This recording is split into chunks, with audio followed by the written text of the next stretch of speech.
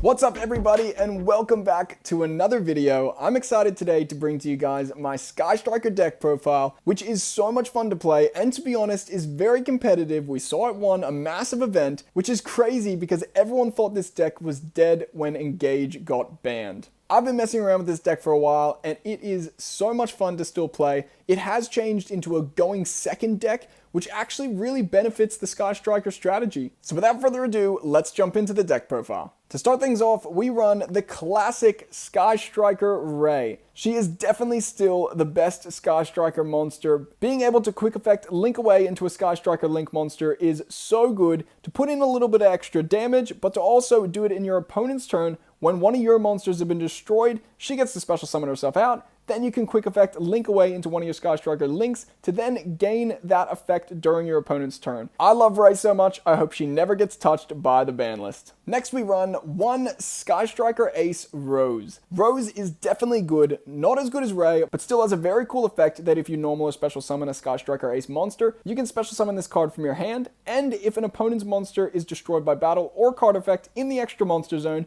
then you can special summon her out from the graveyard. So she's definitely a good addition to the Sky Striker strategy. I'm considering playing her at 2, currently only got her at 1, and she does wonders. Next, we run a plethora of hand traps, and I have to say, I really like the hand trap going second variant of Sky Striker way better than the trap heavy going first variant that we used to have. Because now we don't have that consistency card in Engage, getting cards to your hand and drawing cards. You really need that extra card in your hand, and you need that battle phase to really gain advantage off Hayate and Kagari. So running hand traps is so important to disrupt your opponent enough that they can't set up to fully lock you out. So in saying that, we run 3 Ash Blossom, I run 3 Nibiru, because this is honestly one of the best hand traps in the game right now, especially against Adamancipator and combo Eldritch. Then I run 2 Ghost Ogre, because I still believe it's a great hand trap, being able to destroy something when they activate their effect, and especially a spell and trap on the field when it activates its effect is actually very good to have in your deck. Then I run 2 Effect Veiler because I can't afford impermanence. And lastly, I run 2 Ghost Belle. I still think she's such a good hand trap. Being able to stop a special summon or negate something that banishes a card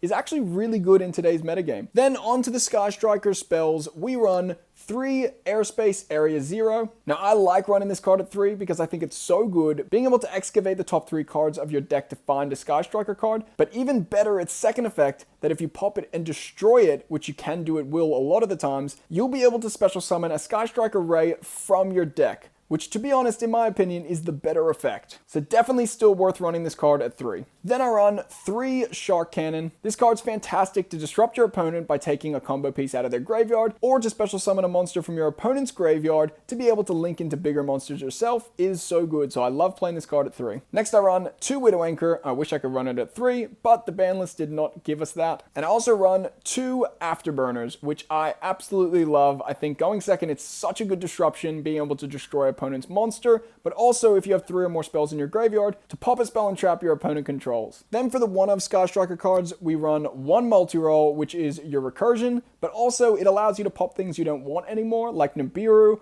or a Mystic Mine, so it has multi-purposes. Pardon the pun. I also run 1 Hornet Drones because you want to get into those links as fast as you can. And lastly, I run 1 Eagle Booster. I was running 1 Jamming Wave, but I actually kind of like Eagle Booster a little bit better. I really want to keep my Sky Striker monsters alive, so having this card on hand sometimes definitely saves you some games. I do love Jamming Waves, and I have put it in my side deck for back row heavy decks. Then onto some draw cards, I run 3 Pot of Desires. This card has much more benefits than it does have downsides. It's a spell, you draw 2, yes you can banish some of your one-ofs, but usually you've either already searched them or you're in a position where you need to draw those 2 and take the risk anyway. So I don't see a downside in playing Pot of Desires. Then I run 1 Pot of Avarice. I've seen some people run 3 of these, I've seen some people run none of these. I think 1 actually works really well in the Sky Striker deck. Because you're a grind deck, you're usually not going to beat them in 1 turn or lose in 1 turn. so you really want to draw this a bit later in the game to recycle those Sky Striker monsters and draw 2 free cards. Then for more spells and more disruptions, we run 3 Cosmic Cyclones. When going second, it is great to have this card to banish a spell and trap from your opponent's back row and to bait out that negate early. Then onto the one-ofs, I run 1 Terraforming, 1 Reinforcement of the Army, 1 Upstart Goblin, and 1 Mystic Mine. Now I know this card is degenerate, but it works really well in the Sky Striker strategy because it completely shuts off your opponent's monster-heavy boards, and you can usually pop it at will with cards like Multi-Roll, Afterburner, or even Cosmic Cyclone. I only run 1 in my main deck, but I definitely run the Mystic Mine package in my side deck. Alright, on to the extra deck.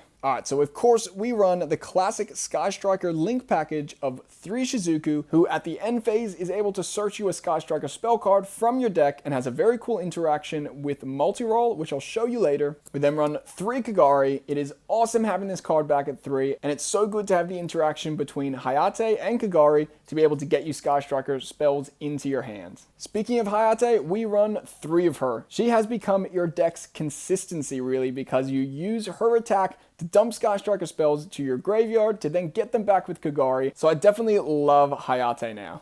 And lastly, we run 1 Kaina. Then I run 1 of the new Sky Striker Ace Zeke. Now this card is awesome for many reasons. One of them is it's actually easier to now link away the Widow Anchor targets and the Shark Cannon targets you take from your opponent to get back into a Sky Striker monster to continue your plays. And also, when this card is link summoned, you can banish one of your opponent's monsters until their next end phase. It also has another effect that gains attack, but I don't really use it that often. Then I run 1 Nightmare Phoenix, again just really for linking away your opponent's monsters. I run 1 Hita, the Fire Charmer. She's just great for extending into bigger links. Then I run 1 Ningirsu, the World Chalice Warrior. Now Sky Strikers have a hard time getting past monsters that can't be targeted or can't be destroyed by card effects, so he's actually really good to be able to send that card to the graveyard instead. And lastly, I run 1 Topologic Bomber Dragon. Now, of course, I would love the access code package. I believe it's much better than this package, but right now I don't have the money to get those cards. I definitely will probably invest because they are so good for Sky Strikers. But till then, Topologic Bomber Dragon does the job. Being able to wipe an opponent's board and also attack for some pretty hefty damage is pretty good. Now, I'm not going to show you my exact side deck because that'll change a lot depending on the tournament I'm going to or the people I think I'll be versing. But I'm going to give you a gist of cards that you can put in your side deck. So as we know, this is a going second variant, so you want to be supporting your side deck with cards that are good at going first, like Solemn Judgment, There Can Be Only One, and Solemn Strike. I also run the Mystic Mine package because I think it's so good in Sky Strikers, being 2 Mystic Mines, 1 set rotation, and 1 Metaverse. And as I mentioned before, I'm always running 1 Jamming Waves for those back row heavy decks because this card is so good. And of course, you can run other hand traps like DD Crow, Ghost Mourner, and of course Impermanence if you can afford those cards. I've considered running Evenly Matched, but for a few reasons I won't. Because firstly, it's a trap. Second of all, I believe that Sky Striker, because you're going second now, really need that battle phase. I don't like that you have to go battle phase and then play Evenly Matched, just for it to get negated by something like Borreload Savage. During that battle phase, you can gain so much advantage between Hayate and Kagari, so I really don't want to sacrifice it just for Evenly Matched. But let me know in the comments what you think about Evenly Matched in today's meta, and what other cards you'd play in this side deck. To end this video, I'm going to show a quick tutorial of one of the combos you can do between Shizuku and Multi-Roll at the end phase. So to start things off, the end phase happens. There are 2 effects that go off separately. So you activate Shizuku first, being able to search a Sky Striker spell from your deck. You're going to want to search one that's a quick play and one that you can use in your opponent's turn. So either Widow Anchor or Shark Cannon, but we'll go with Widow Anchor for this one. Then before resolving Multi-Roll, you're able to chain the Widow Anchor, activating its effect to negate Shizuku. It doesn't matter because Shizuku has already used its effect, and then Widow Anchor will go to the graveyard. Now Multi-Roll can resolve because you use the Sky Striker spell in this turn to then set the Widow Anchor to your field. Hopefully that little combo helped someone play Sky Strikers better. And that's it. That's my Sky Striker deck profile. I hope you guys have enjoyed this video, and I'd encourage anyone who really likes a deck that is challenging to play to pick up Sky Strikers and give them a go. If you like this video, then definitely give it a thumbs up and consider subscribing to the channel to support me. See you in the next video, guys.